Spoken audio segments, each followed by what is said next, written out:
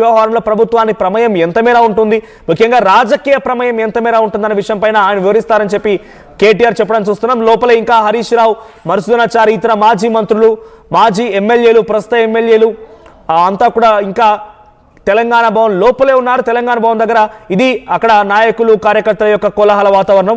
So KTR Nandinagar నివాసం నుంచి ఆయన బయటకు రావడం విజువల్స్ చూస్తున్నాం.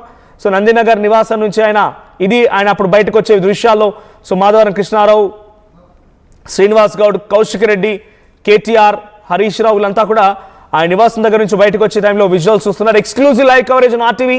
సో తెలంగాణ భవన్ దగ్గర నుంచి సిచ్యువేషన్ మీరు చూస్తున్నారు. చాలా ఎక్స్ట్రీమ్ సిచ్యువేషన్ కనబడుతోంది.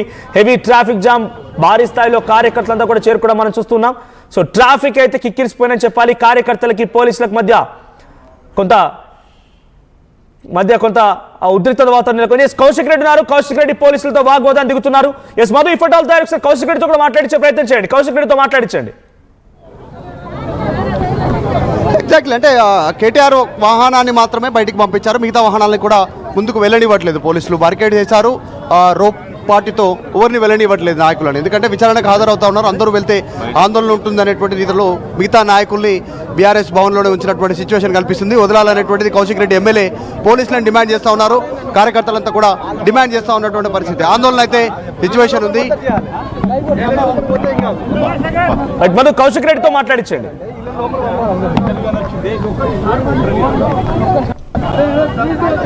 కౌశిక్ రెడ్డి అక్కడ ఆ పోలీసులతో వాగ్వాదం దిగుతున్నారు. కేవలం కేటీఆర్ కారును మాత్రమే బయటకు అనుమతించడాన్ని ఆయన మా కారును కూడా అనుమతించండి, మేము కూడా బయటకు వెళ్తామంటున్నారు.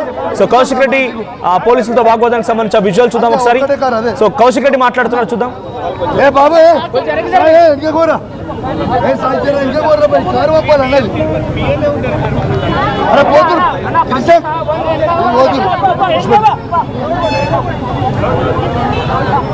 अरे